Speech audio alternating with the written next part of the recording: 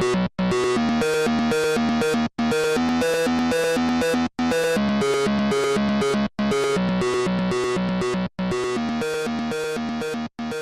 back to the Game Fast Podcast.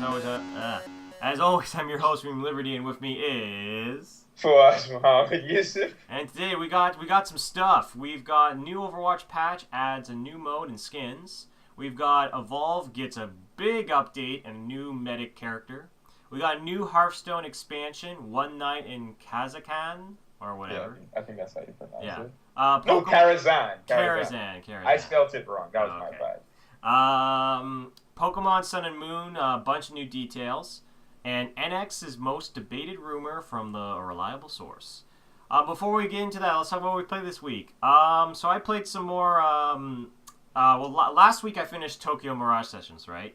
Mm-hmm. So I'm like, all right, got this JRPG out of the way. Time for the next one. So I'm started playing some more of Shin Megami Tensei 4, which is for the 3DS. Okay. That game is really, really cool. It is still really, really hard. Like, you end up saving, like, religiously because of how hard it is. But I love the world that the game is in which, like, it's setting up stuff in which, like, you start... Like, I love how it's, like stuff like literature is being, like... is something that not most people have access to. And that's how people end up in the society in which people get, like, separated into different groups and whatnot. Yeah. And it's sort of like, the whole crux of the beginning of the game is, like, your job as a samurai is you need to figure out who this person who's giving people knowledge and, like, ability to think for themselves is. Okay. And stop them. Yeah. Yeah, like, and that's what I mean. And then you get to a point where it's like, am I really the good guy here? No, you don't sound like the good guy. Yeah, you know what I mean? But then there's the problem where it's like some of the knowledge is tainted and is turning people into demons. So it's very interesting. I really, really like that game's world. I think that game's world is fascinating, and I'm having a lot of fun with that. Played some Rainbow Six Siege with my friends. Unfortunately, we played before the update, which kind of sucked. But either way, it was still a lot of fun. I will admit, though, playing a lot of Overwatch and then going back to Rainbow Six Siege, man, I'm not good. I'm not good at that game as I used to. It's just a thing where it's like I need more practice and whatnot. But we still had a lot of fun playing that. But that's basically what I played this week. I guess I also did play some Overwatch, but we're going to get into that later. Yeah. But yeah, what did you play this week for? Okay, so mostly just Dark Souls. So I've got a story, a tale of two bosses, right? Okay. So when Dark Souls was announced, I don't know if you remember the announcement trailer, but at the very end of the announcement trailer, you see Yorm, right? Yes. He like drops his giant cleaver, he pulls himself up. And then he, like, enkindled in the middle of the trailer, and it was so cool and so bad. I mean, obviously, at the time, I didn't know it was Yorm, right? Right. So, I was like, oh, this is so badass, right? Mm-hmm. Then I start the game, and then, in the opening cinematic, they're like, oh, the Lords of Cinder returning, and what's his name? That big gooey thingy. They're like, oh, the Farron's Undead Legion, the whatever they're called. And then it's like, you see Yorm again, and it's like the reclusive lord of the profaned capital. Like, he's so cool and so badass, right? Mm-hmm. Yeah. Then I get to the profaned capital. I walk through the mist, and I'm like, okay, cool, boss time. And you see Yorm, he's just sitting on his little throne, and I'm like, oh my god, this boss is so cool. Yeah. And then the theme starts playing. I'm like, wow, this boss is so badass. And then I figure out how to beat him, and I'm like, wow, From Software. You guys are a bunch of idiots. Seriously. Now, the most disappointing I boss. have to give them some defense because that boss fight becomes a lot cooler if you do a sequence of events differently. Oh, I know what you mean, right? What with if you get like what's this thing called? If you finish that one side quest and that one person helps you. If you finish Sagmire's side quest, that boss fight, even though it's kind of like it's a puzzle boss fight. I don't know if I say it makes. I mean, there's that really cool intro to the boss fight. I know. But then bringing him there pretty much just trivializes it because it's a puzzle boss fight that he solves for you. Yeah, But I was so disappointed. I cannot put in words how disappointed I was when I finally figured out how to beat him because he became so trivial. It was, oh my god. It's funny because it's actually, that particular, like, gimmick is actually a harken to Demon Souls. There is actually a boss fight in Demon Souls in which you have to fight a giant monstrosity that's in the air, and the only way to kill it is using the Storm Ruler. Like, it's a freaking old game, like, and... You would figure it out, but yeah, I've heard like people like debate like, okay, it was a very flashy puzzle boss fight, but it's not what I wanted. I've heard some people say that I loved fighting it with Sigmar. I will admit that all the puzzle boss fights. I know, like a lot of people don't like them. I honestly think that this is not the most disappointing boss fight. The most disappointing boss fight is one of them in the dragon area. Oh, okay. Well, I will go to but you haven't gotten to that, and it's actually a secret area. Even then, I was like, wow. Because here's the thing, right? You look at Gascoigne, and Gascoigne was kind of a puzzle boss fight because you figure out that the little music box belonged to his wife and all that stuff. But even when you figure that out, he's still hard. He's still hard as nails, you know. And that was what I was hoping. Because like when I got into the boss fight and I hit him and I did like 50 damage, I was like, okay, cool. There's something wrong here. I have to figure something out. So then I started running around the whole place trying to figure it out. I let him like destroy all the pillars to see maybe the roof would collapse on him. I tried to hit his throat. That didn't work. But yeah, like I was so disappointed. But then to move on, then the very next boss I thought was Pontiff Sullivan. Yeah. Who was so difficult. Oh my God. Like it was hilarious because, you know, I walk in and I see him, right? Right. And because when you run in to fight him, there is this enemy that I ran past, and the enemy hit me through the fog. So I was pissed. And I'm like, oh my god, I'm so mad right now. Pontiff Sullivan, I'm about to whoop your ass. And I run in there, and he beats the shit out of me. And then, you know, it's I beat him. I beat him today, actually. But I'm not even gonna lie. Like, I'm not gonna pretend. I'm not gonna act. That was a tough boss battle. I literally finished all of my estasis. I had to pop an ember in the middle of the boss fight to not die. That's actually one of the pro strats I've seen is that you have embers on your quick select so that you can switch to that. They weren't even on my quick select because, you know, I never ever use embers, right? Like just in general, I just never used them. Right. But like I ran out of estasis and then I had like 10% health and I was like, but he was really close to dying. So I was like, you know what? I'm going to take the chance. I brought up my menu. I scrolled through the menu. And I popped an ember in the middle of the boss battle. But then I beat him. After I beat him, but I actually saved that. I'm probably gonna upload it because quick notes to I was planning on doing like a let's play for Dark Souls, but then I realized that I don't know if I mentioned this on the podcast yet, but I realized that recording the clips was hampering my enjoyment of the game. It was just really inconvenient because the PS4 can only record in 15 minutes. There was ones it would have been easier if you had an Elgato. There was one point where it actually stopped recording in the middle of the boss battle. So yeah, like just in general, it was just a pain in the ass. However, I am going to upload that one boss battle. I'll put a little commentary over it and just upload it for you guys to see. As of right now, hands down, the hardest boss in that entire game. The funniest part about him was that, you know, eventually I was like, okay, cool, maybe I'm doing something wrong. Let me go look up some strategies. And I look up strategies, and it was just like, just dodge better and get good, pretty much. Yeah. So I was like, well, shit.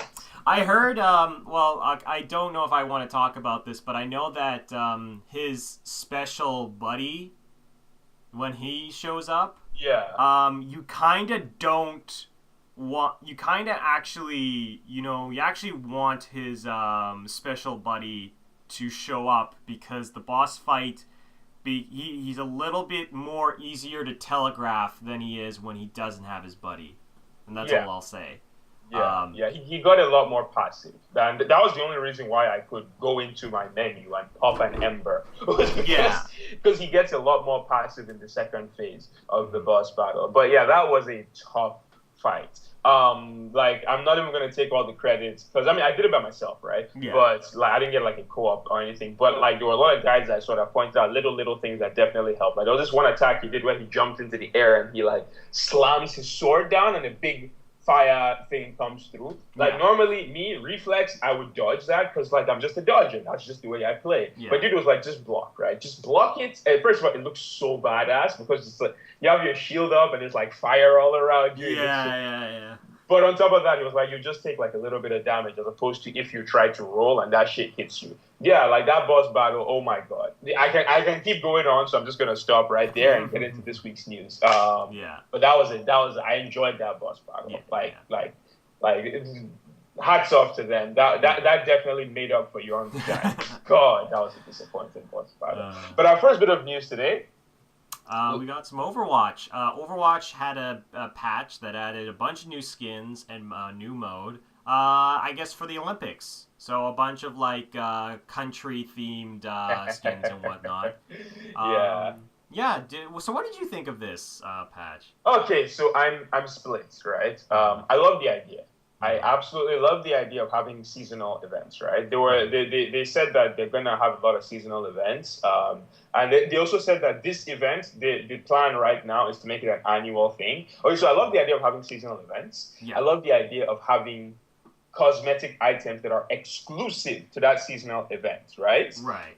Yeah, I love the fact that, okay, for this 20-day period, this is the only period where you can get these skins. Until next year, at the very least, right? Yeah. I love that. It's really cool. I like the concept behind it. What I do not like is that you cannot buy the skins with credits. Yeah. It is 100% RNG. And you know what? It's not. And also, the problem is that first off, there are different packs. You can buy regular packs, and then you can buy these special event packs, right? I don't think so. I think you can only buy the event packs during this period. There is actually an option in the pack, the little area where you open chests and whatnot, where you can switch to regular pack. Now the thing about this is that at first I was like, okay, that's not too bad. I mean, like, it's eventually you're gonna get like a skin, right? Yeah. But then I didn't realize that of course. There's seasonal icons. There's seasonal there's seasonal voice lines. And once all those get added, the chances of you actually getting a skin or an emote or something that's kind of cool is actually kind of not as likely as I had hoped. Especially since, like, most people at this point are like they're like level 50. Like, I would say a lot of people at this point are probably like level 50-ish. Like, maybe. Try 150. Okay, like, but that's what I mean, right? At that point, right? So, unlocking one pack in that game at that point probably takes a while. Like an hour. Like an hour or maybe even more, depending on where you are. Or if you're getting destroyed back to back to back. Yeah.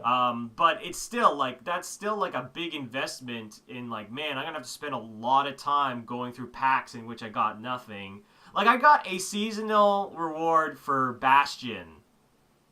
Oh, really? You got the taunt? No, I didn't get the taunt. I got the seasonal voice clip, and it's just a different boop-de-boop. And I'm like, oh, yeah, this is, like, honestly, though, I do like the skins. Like, I think the skins are pretty cool. I like, I think Zarya's skin is actually really, really nice. Yeah, the Zarya skin is cool. One funny thing about it, though, is that I don't know if you heard, but the Russian rowing team got banned from the Olympics for doping, right? so yeah, when they added the Zarya Olympic skin, people were like, does this mean that Zarya is banned now? Yeah. But yeah, the Zarya skin is really cool. The Tracer skin is kind of shit. The Lucio skin is pretty cool too. And yeah, that's my issue, right? Is that if you could just buy these skins with credits, then I'd be like, okay, I'm just going to grind. I'm going to grind out these 20 days, right? Yeah. And then at the end of it, after I'll unlock all the loot boxes and I'll open them up. And then if I don't get the skins that I want, I'll just use my credits to buy all the little stuff that I want, right? But now it's like RNG. I just got to pray to RNG. And here's one thing about me personally, right? And I've made a video about this event that I'm uploading to the channel. But I guess I'll double up here. One thing about me personally is that I'm the king of worst case scenario. Whenever something is happening, I always assume whatever the worst case scenario is, I assume is guaranteed. So in this situation, it is actually possible for me, because I saw Seagull, the streamer, he bought 150 loot boxes because he wanted that Bastion boxing tone.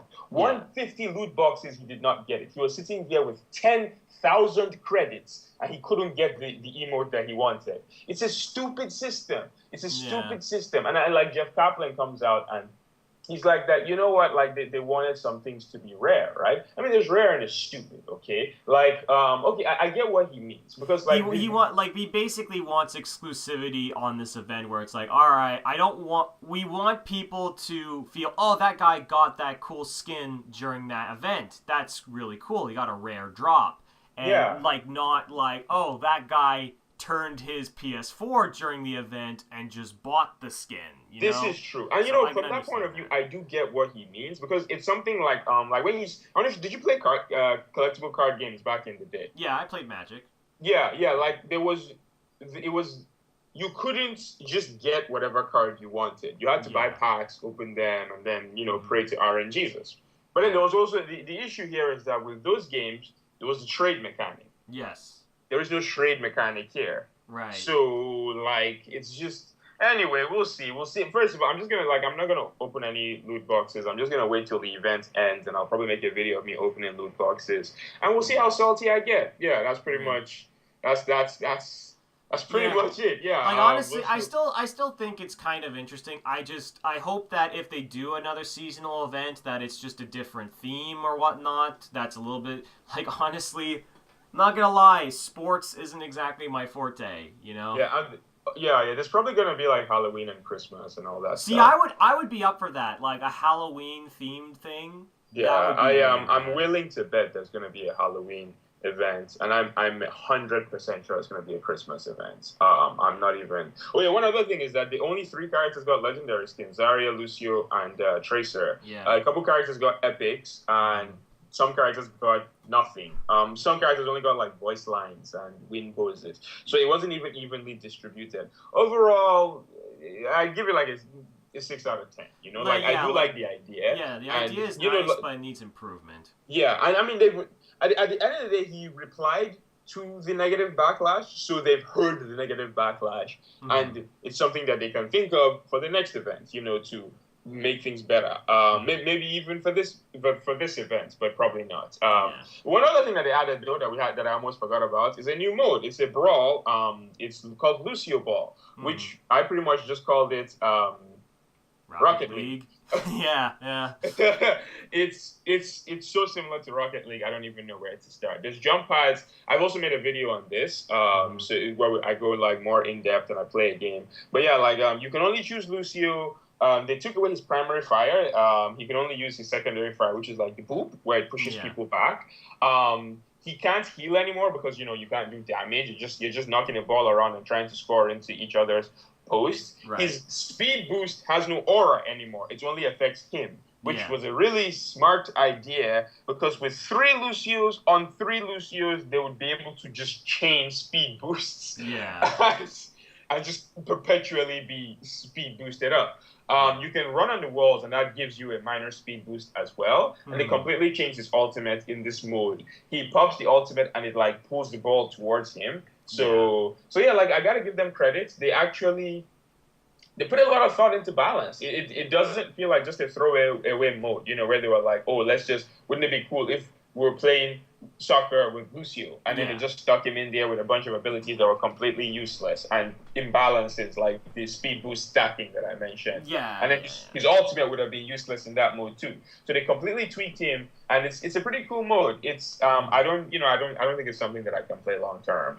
If it was like a standalone mode, I would definitely not buy it. If it was a standalone game, I would definitely not buy it. But overall, yeah, I had a decent amount of fun with it. Yeah, for sure. Have you tried it out yet? No, not yet. I honestly I don't really play a lot of the brawls on because that was the thing that I still think Blizzard needs to do is that Blizzard needs to implement what they did with Hearthstone, and I will start trying out the brawls more often. And that's basically give us a free pack for completing one brawl or winning one brawl. You do that, and then I'll start caring about brawls, and then I'll start giving them a chance. Whatever happened to just having fun, Tanner? Well, like, it's not that it's like I could have fun and I could progress and get a pack. Yeah, you do get experience for winning. Yeah, but no, I get what you mean. I know. I'm just being kind of salty because I'm like I just want my freaking packs, and I have to put all this effort and time into getting packs and winning. Oh no. Oh no. Oh no. But yeah. Overall, I like the general idea, but I feel like some elements, only one element. If they had just changed that and you could buy it with currency, I'd be fine. Even if they just made it like a limited thing where you could only spend X amount of currency, right? Or like you could only buy like one skin or something like that. Yeah, you get what I mean. So it's not just like there's still an element of rarity to the things, and it's not just like someone with 10,000 credits could just buy everything. Yeah. But yeah, we'll see. Overall, not bad, not great. Yeah. Another game that's getting a big shakeup in the coming weeks is Evolve. Yep. So on top of the Stage 2 patch that they released at the start of July, they're having a big event. I forget what the event is called. It's like Sheer Madness, I think. Yeah. And it's a bunch. So first of all, they're getting a new medic. She's not a brand new medic. She's like a mutation of an old medic. It's Quantum Kyra. Yeah. So like the original Kyra had like a grenade launcher where she could launch either like healing grenades or napalm grenades. This Kyra, she can launch healing fields or damage boost fields, right? She has a I forget. Whatever. But healing fields seem pretty strong. Yeah. So she has the healing field and the damage fields, and they're also patching the game, like doing a bunch of balance patches. Yeah, multiple buffs and nerfs to monsters and characters. Yeah, they're adding in solo mode, all the content is unlocked, so you can try before you buy, which is really, really cool. Some matchmaking adjustments, and I guess they heard our comments in our last podcast because they're adding an advanced tutorial for every single hunter. Where obviously I haven't tried it, so I can't go into like full details. But what I gathered from like the discussions was that it went in depth into like the do's and don'ts. This is what you should be doing in this situation with this hunter. More advanced stuff. Right. Teaching more advanced stuff and pretty much helping people learn the game better. Yeah. So hats off to Turtle Rock Studio. They're listening and they are implementing. Maybe not listening to us specifically, but listening nonetheless. I have to also give them a great shout out for that try before you buy in solo. And the thing is, I want more games to do this because when I got to experience that when I played Heroes of the Storm, in which I can try out this character before I spend my resource points or whatnot, or I can try out this skin and see how it looks before I commit. Like. That's a pretty good thing, and it's good in the sense where it helps people avoid getting shitty DLC that they don't want. You know what I mean? Yeah. Because there's the infamous that DLC looks great on paper, but then you get it and it's like, this isn't great at all. So I think that's a really good feature, and I want more games to do this. So yeah, hats off to Rock Studio. Sometimes I feel a little bit bad for them because even some of the videos that they've been releasing, they've still been getting like massive dislikes and whatnot, and they're doing everything in their power to try and fix the game. I mean, to be fair, like a lot of people give the game a chance when it went free to play, and I think the community has. I think this has definitely revitalized the community, and it has improved their standing within the community, for sure. So, I mean, like, some of these wounds take a while to heal. Some people, it's going to take a while for some people to get over the fact that they got screwed with the original game. And then there's also people who bought the original game, bought both season passes, God knows why, who now feel slighted because the game has gone free to play, right? So now it's like... But overall, they're doing a pretty good job. Hats off to them. And keep it up. Oh, but, like, what the hell? When is the console release coming, guys? Come on. Come on, help us out. Help us out. We want to support you on consoles, but you're not giving us any love. So, but good shit. Good shit. Next on our list, we've got a new Hearthstone expansion, One Night in Karazhan.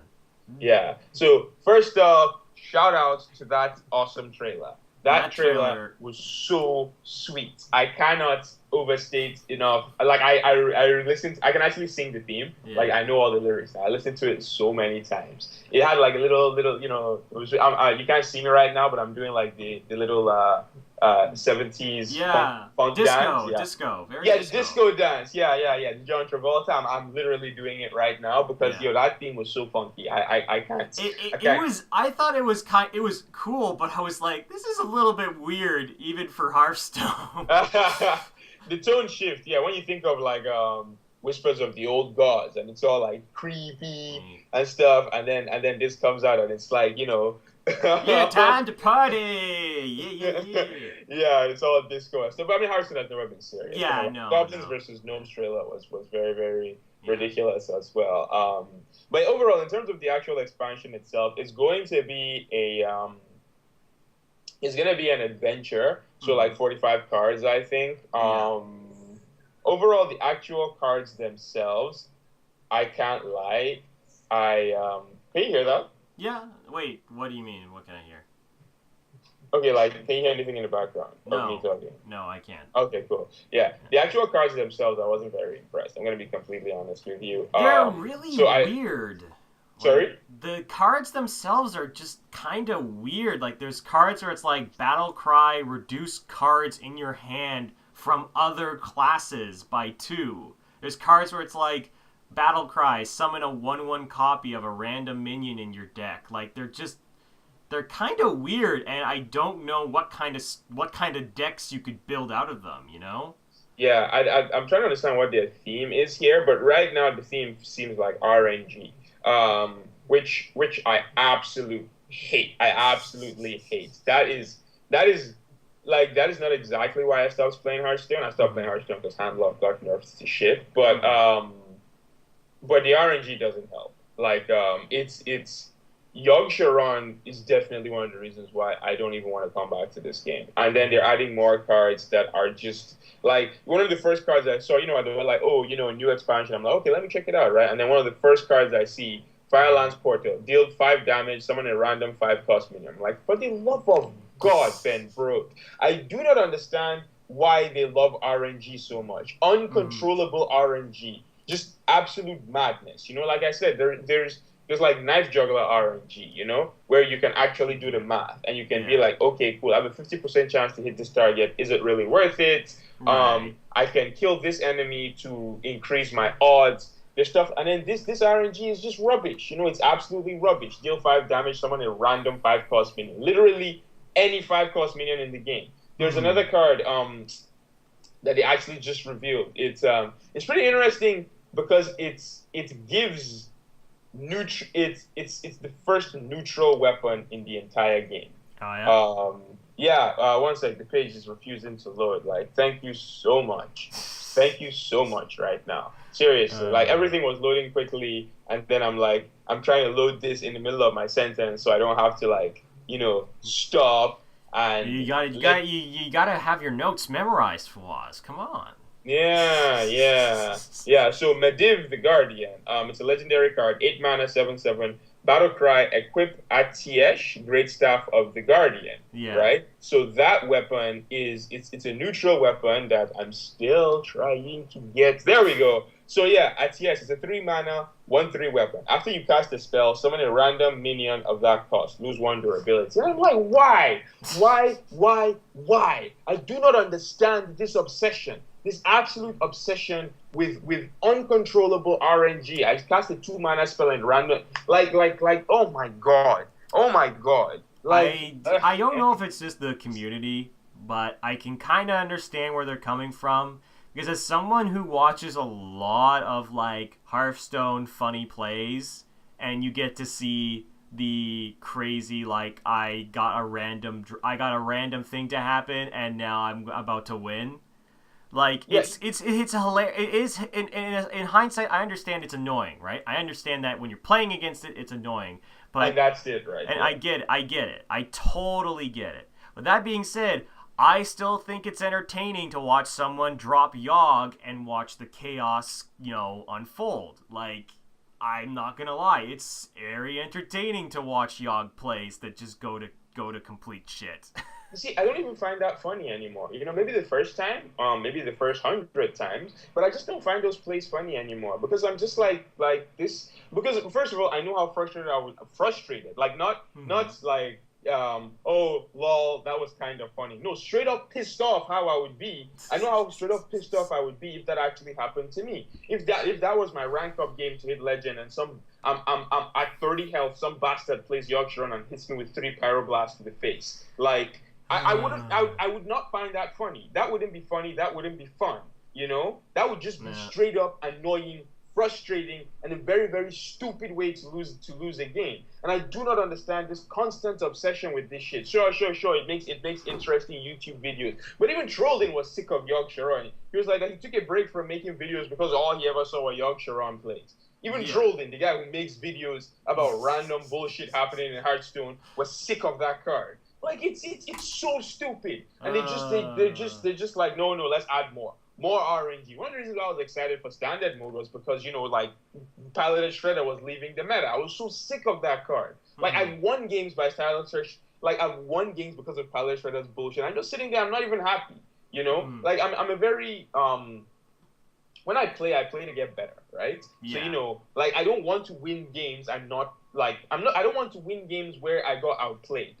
But like there's games that I've won where I got outplayed, but I just won because RNG, and it's not even fun. Like I think that was when I just started losing interest in the game. When I lost like 3 games because of RNG, and I won 2 because of RNG, and I was like, fuck this game, seriously, and fuck Ben Brood. Like, oh my god, I'm so sick of this bullshit. Sorry, I didn't realize how sick I was until I started talking about it, and I just the anger kept building up. I'm actually just so sick of this rubbish, man. Like more RNG on more RNG. They're like the new Gwent game needs to just come out, so I don't even have to just move on to that. Yeah, honestly, like it does not bother me. It just really doesn't. Like in a lot of ways, RNG has been part of the Hearthstone game since the very beginning. Like, I'm not gonna lie, ever since I started playing, I realized, there is definitely strategy to this game and whatnot, but there is still like a decent amount of RNG. Like, there's nothing that you can do to really take that away from the game at this point. Well, I mean, it's a collectible card game. Sorry, you weren't finished. Like, exactly. I see where you're going. It is a collectible card game, right? So there is, no matter what you do, whatever you draw, if you draw 3 shit cards in a row, then it's like, well, there's only so much you can do. I don't know. It's like, I understand where, like, your anger is coming from, but it doesn't really bother me that much. But then again, I don't play ranked.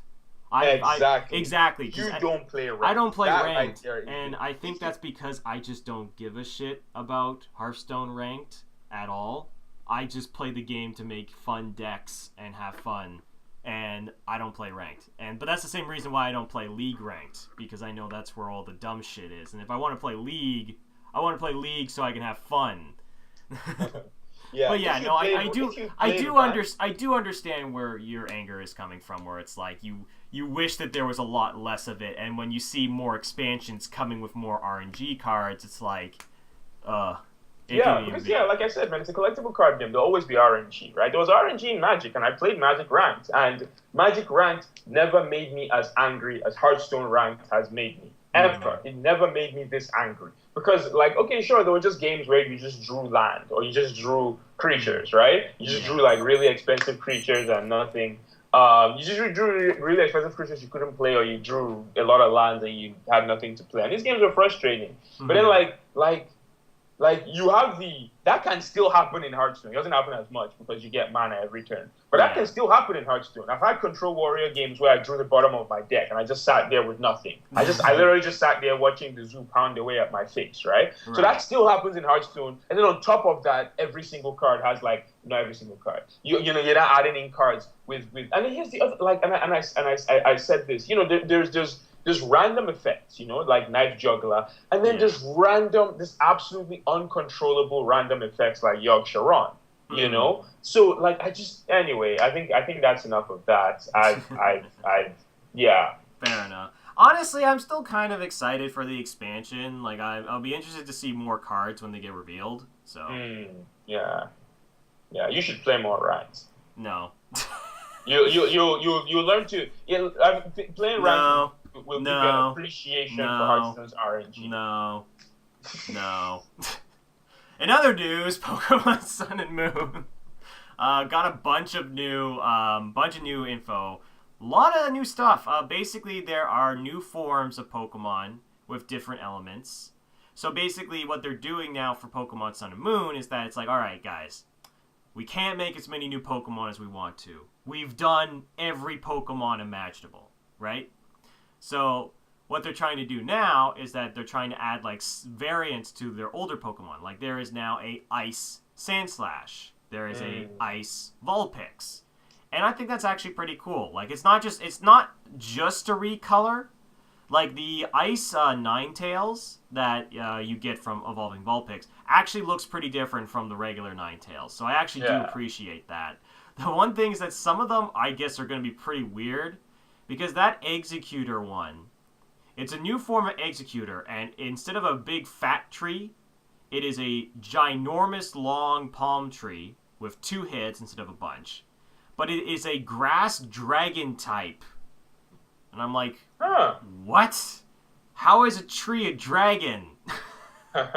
So some of it's going to be a little bit weird. They also showed off this new bird, Oricorio, which is basically... From what I can tell, how the map in Pokemon Sun and Moon is that there's multiple islands in the game, and depending on where you capture this bird, every island has a different version of this bird, and every island's different version, the bird does a different dance, and that gives you different buffs and debuffs and whatnot. So I find that really, really interesting. And also, there's they basically to add to Mega Evolutions. They have Z moves, which are like once per battle moves that are like your limit breaks, blow up the entire arena kind of stuff. Yeah, we anime now. Yeah, it's funny. I feel like the longer Pokemon goes, the more anime it becomes. So, you and I were talking about it, how it was funny that there's so much dancing in this trailer and in this game. Like dancing seems to be a core theme of this game, which I find kind of interesting. But I mean, like, there's this whole, like, Hawaii vibe that I'm getting from the game, too. So, I guess that does make sense. Overall, like, everything that they shown in this trailer, I think is actually pretty good. I don't know if I'm sold enough to want to get back into the Pokemon. Because the reason why I went back in was because I was so excited for 3D. You know what I mean? Yeah. Switching from 2D to 3D, I think, was really, really nice to experience. But I think then I kind of realized I think my favorite Pokemon games are like the first one I ever played because there's that nostalgia factor, and Pokemon Black because Pokemon Black and White, it actually has kind of an interesting story to it, and I kind of didn't really like the story that much in X and Y. Because it was, it was all right, but it was also kind of like, it was, I know I have to kind of like take this with a grain of salt. I shouldn't be expecting like a freaking Final Fantasy level of story or anything like that. Like, it's a Pokemon game, But I don't know. I really like the stuff they did in Black and White. So I don't know. What did you think of all the stuff that they shown? It was weird. Yeah, there was a lot of dancing. A lot of dancing. I love that bird that has like a bunch of different dancing styles depending on where you find it. Yeah. And then you had the executors alternate. Yeah, how do you get the alternate forms of the I Pokemon? don't think it's. I think it's basically like this region has a different version of that Pokemon. Okay. So you could probably trade your way to getting the regular versions, but this version of Pokemon, some of the old versions are going to be different. Okay. So I think that's what they're Okay. doing.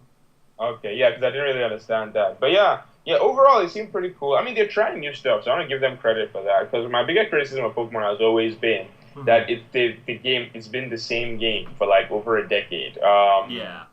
But yeah, they've been trying new stuff. They tried new stuff with X and Y, and they're trying more stuff now. Yeah, the Z moves made me laugh because I was like, wrong anime, guys.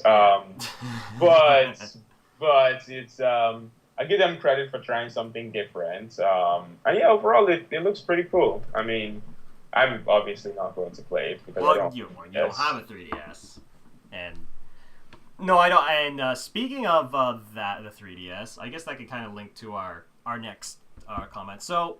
Segues.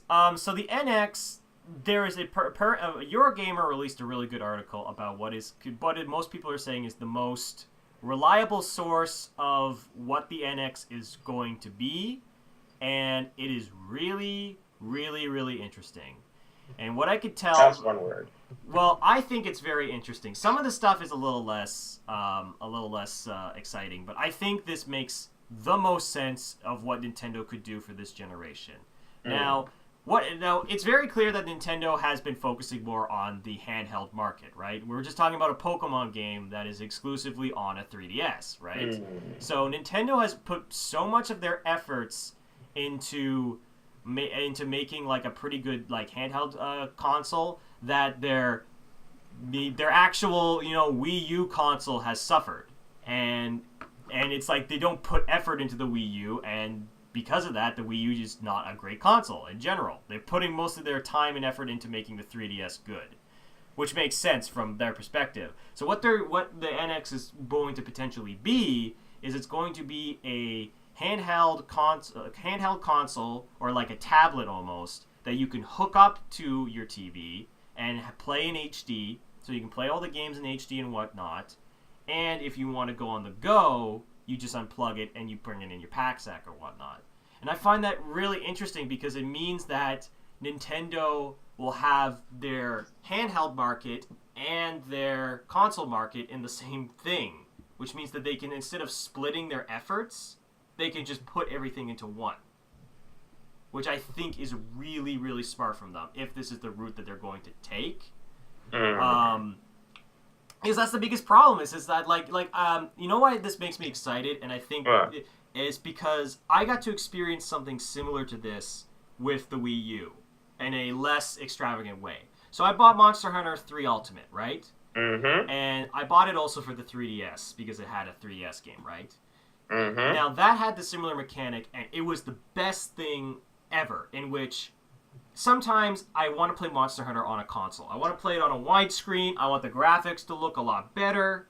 I want to just sit down on my couch and play Monster Hunter, right? Yeah. And the best thing about Monster Hunter 3 Ultimate is that there was a system in which you could switch your save data to your 3DS.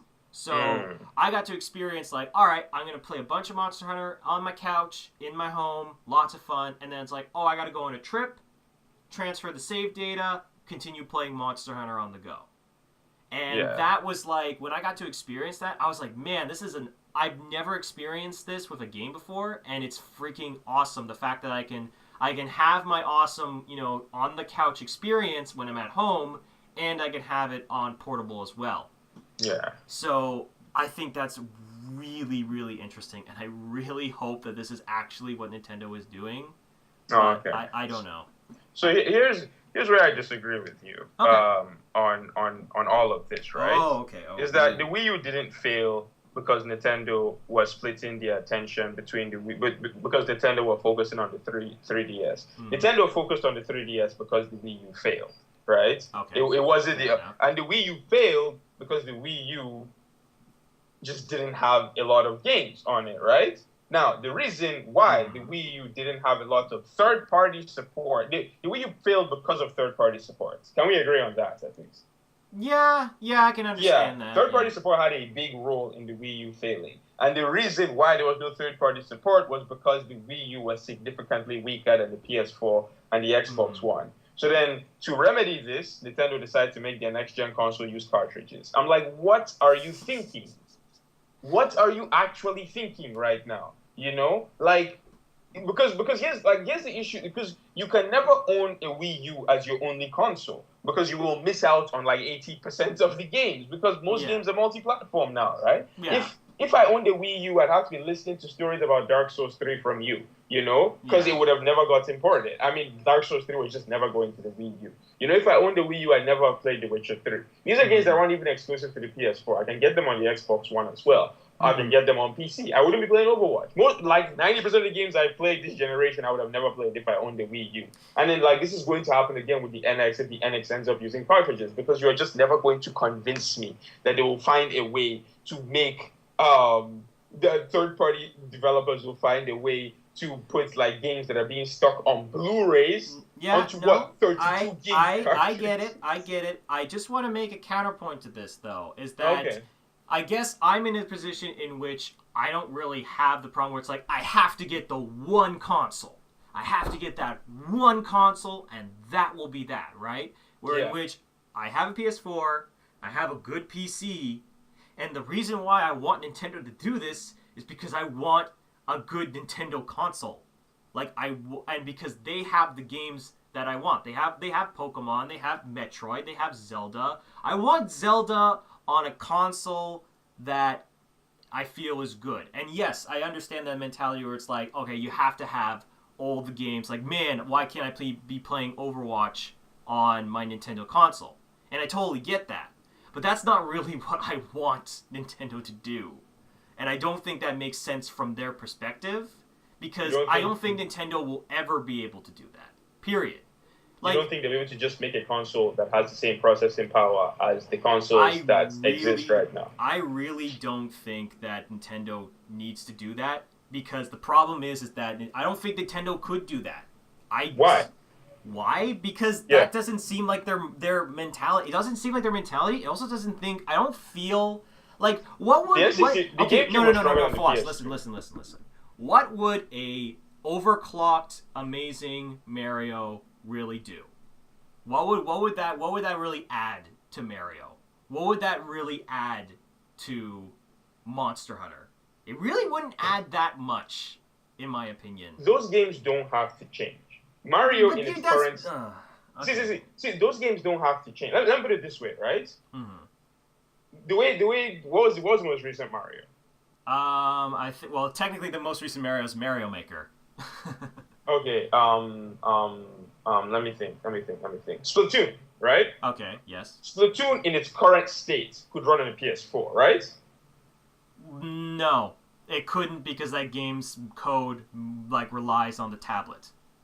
So it actually couldn't. I see what you're saying, but that's kind of not a great example. I'm saying if they make a more powerful Nintendo console, it does not mean that Mario has to become photorealistic. Mario can still stay looking like Mario. Like Nintendo has made powerful consoles before. This is not something. And then Mario 64 is considered one of the best Marios ever, and it was made on the N64, which was more powerful than the PS2. Mario Sunshine was not a bad game. I mean, it was a pretty good game. It was made on the GameCube, which was stronger. The N64 was more powerful than the PS1. The GameCube had more processing power than the PS2. And Mario, Smash Brothers, none of these games suffered as a result, you know? Ocarina of Time, N64 game. It did not suffer, it didn't become worse because the N64 had more processing power. More processing power will never make a video game worse, ever. That is just... Because you don't have to use the extra processing power. If you're like, okay, you know what, I want this game to look this specific way, you don't have to use the processing power. Hotline Miami, that game could run on a DS, but it's made for the PS4. You get what I mean? Nintendo making a more powerful console will only help them, because then it allows them to get more third-party support. And Nintendo has been, they've hurt their relationship with third-party studios for so long because they've just refused. Like this was how Sony got a leg up over them to begin with, right? Because they had a bad relationship with third-party studios. The PlayStation came out that didn't have all these restrictions that Nintendo's consoles did, and then like a bunch of third-party like Final Fantasy jumped ship. It became a PlayStation exclusive for like decades because of that. Like cartridges are what created the PlayStation. You know, for that reason alone, I would think Nintendo would be like never again. The other thing about that is that I don't actually think it's going to be cartridges.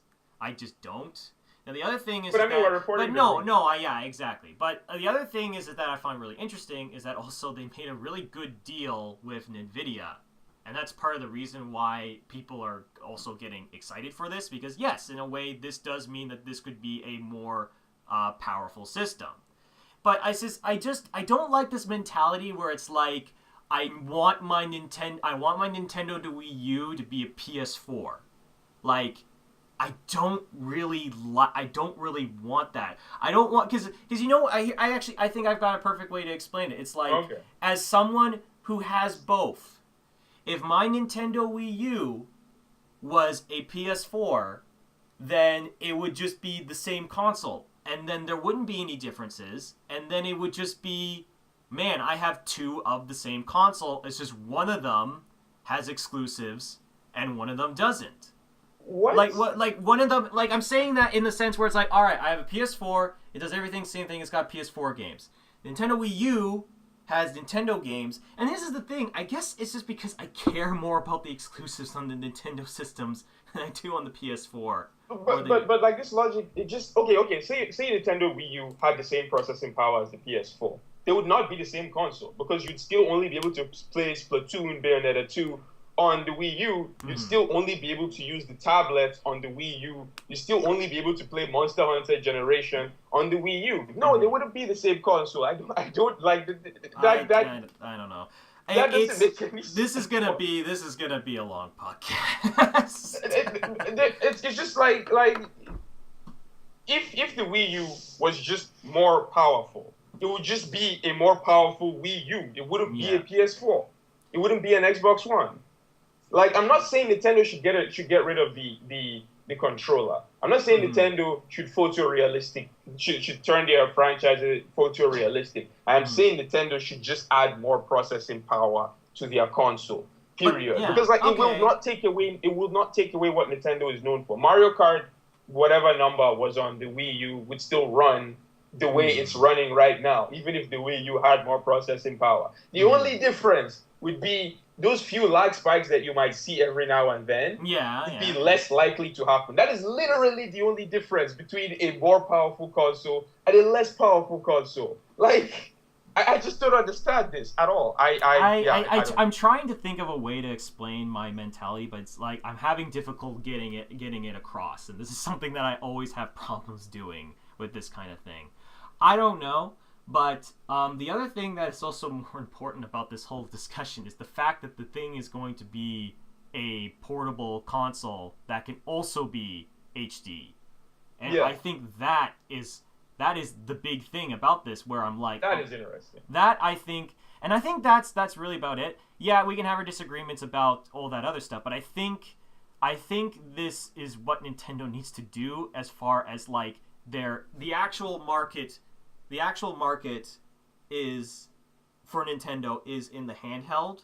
So trying to compromise and make a good handheld and a good like home console, I think is the right move for them. And I think that's what they need to do.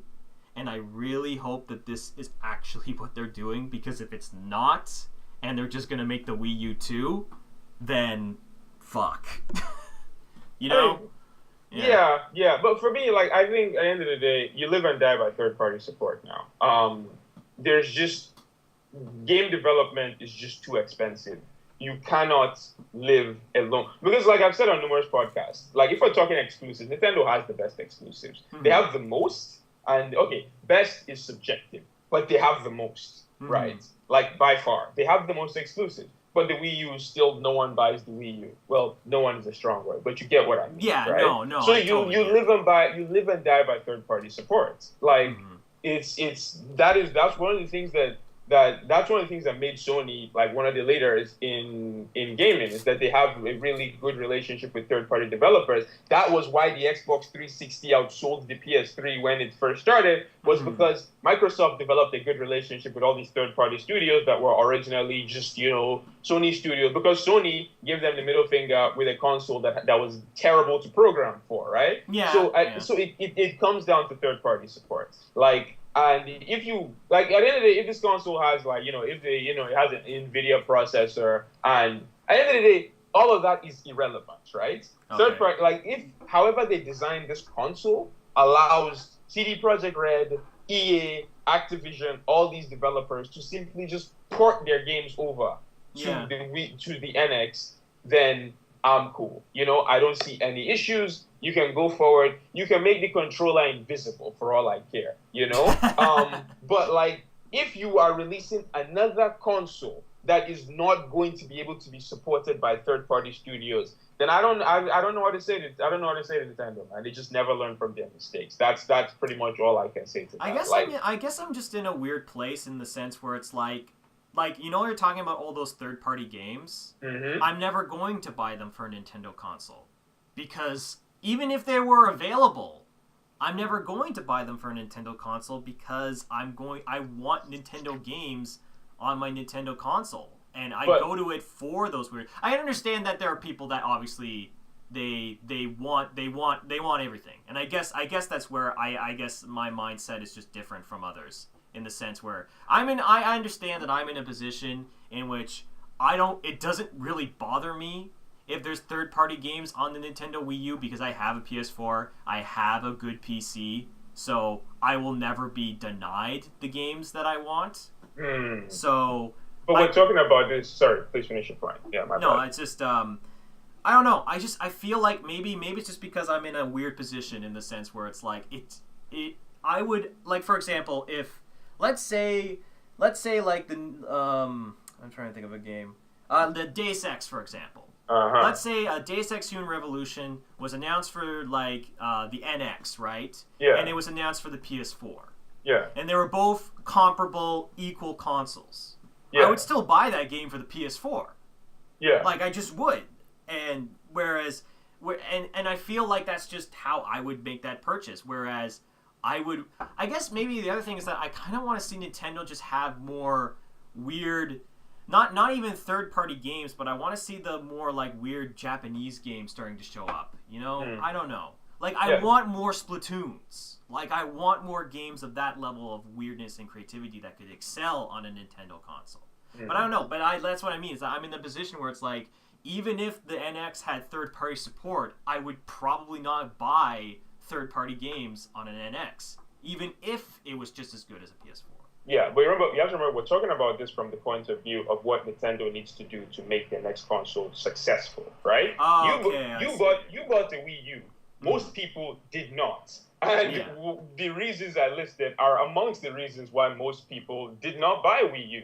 Because, like, for example, I can only afford one console. I was never going to buy a Wii U. It was never even an option. No, I totally get that, yeah. Well, a lot of people can only afford one console. And, like, if you have a console that doesn't have third-party support, they're never going to buy it. Like I said, a Wii U can never be your only console. And because, like, right out the gate, your console costs more than others because they can never just buy yours. They have to buy somebody else's as well. And that's just bad business. Because, like, okay, look at this from Nintendo's point of view. Under those circumstances that you just listed, Nintendo will never outsell the PS4. Because people will always, if they want to buy a Wii U, they'll buy a PS4 as well. But there'll always be people like me who will only buy the PS4. So you'll never be the market leader. That's just bad business. You don't want to be in a situation where you literally can never outsell your competitor. I don't know. Like it's like, is it the difference between, like, all right, they have all the third party support, but Nintendo, maybe it's almost in a sense where it's like, if Nintendo released, like, I think the biggest thing that sucks is that if Nintendo was just releasing more games of, like, quality of, like, Zelda or Metroid and stuff like that on a more regular basis, it would make a bigger deal. And yeah, the third party thing would matter, absolutely. But if there were more really, really bigger and important games on the Nintendo system or on this next Nintendo system, I think it would balance out. But like companies cannot afford to do that, like you can't afford, and that's why third-party support is so important, because you cannot afford to, because like when you release a first-party game, you are shouldering that cost 100%, and companies just don't have the money to release a first-party game every single month, but you want to have a big name game released on your console every single month, right? Mm-hmm. So yeah, like it is impossible for Nintendo to release like a Zelda, like a Splatoon every month. Like you look at most consoles, they have like 4 first-party exclusives a year, and then everything else they're kept afloat by third-party games. I would disagree in the sense where if the NX is a combined effort, then it's because the difference is that Nintendo obviously has had their resources split because the 3DS and Nintendo Wii are 2 different things.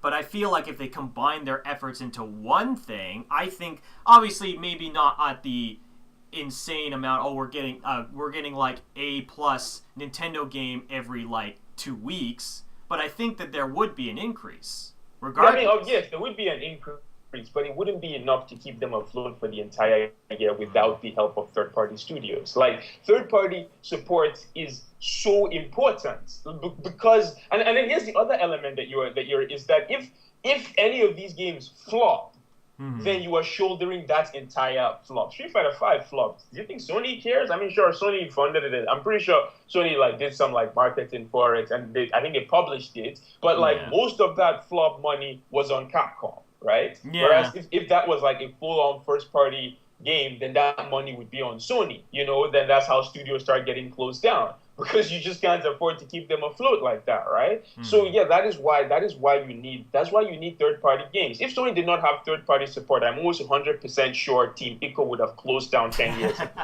Straight up, because where's the funding coming from when you're not releasing games, right? Team Ico's situation is a lot weirder. It's weird, but you get what I mean. No, but I do. I get what you mean. Yeah. But yeah, let's say we still have a question of the day to get to. So what was our question of the day? So J Street asks, in this new age of in this world of newfound gaming diversity, which staple main character would be a choice for a gender/race switch? Sorry guys, no link picks. Too easy. LOL. Damn it. So I'll just go first. I'm probably cheating a little bit with this, but I'll go with Commander Shepard. So here's the thing.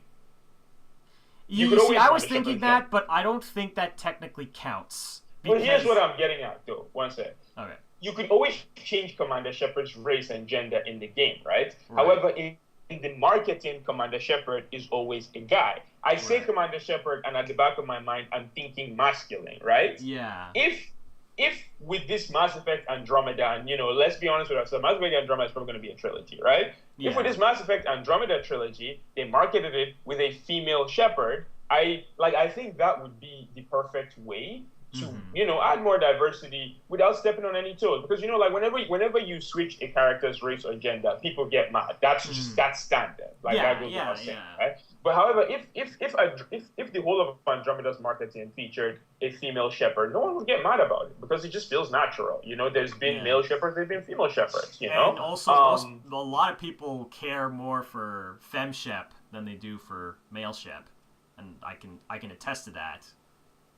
It's funny. It's actually funny you say that. They actually did do some femme Shep marketing for Mass Effect 3. It wasn't it wasn't a whole lot, but when I watched the trailer with femme Shep, I was like, wow, this trailer is a lot better than the other one with regular Shep.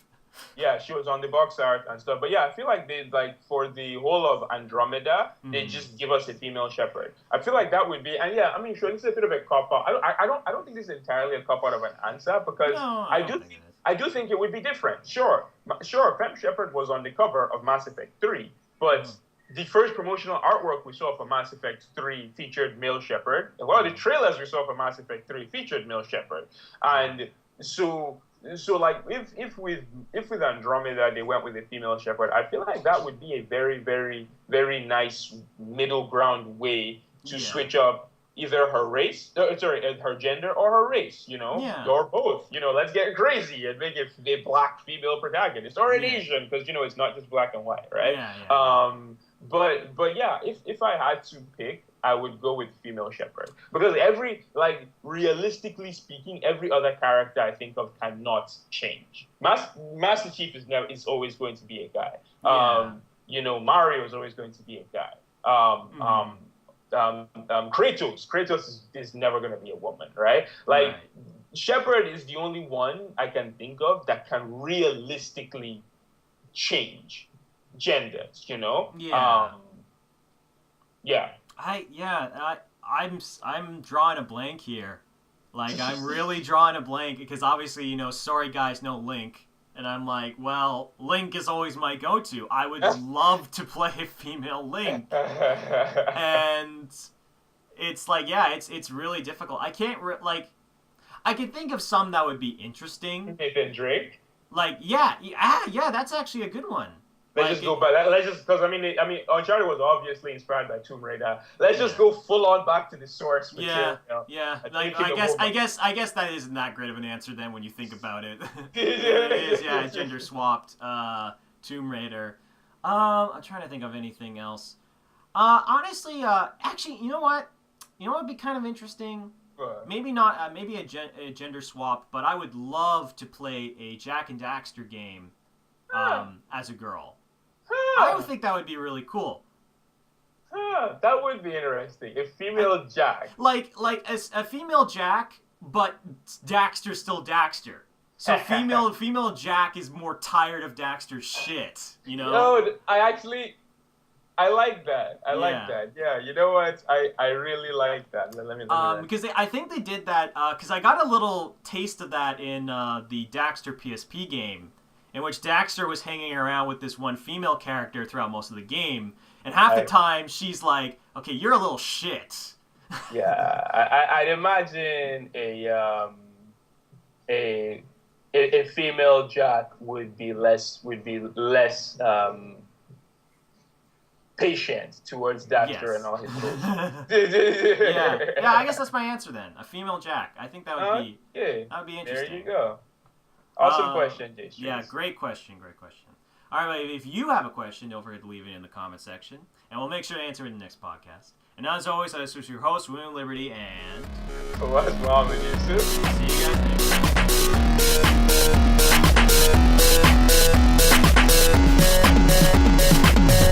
time.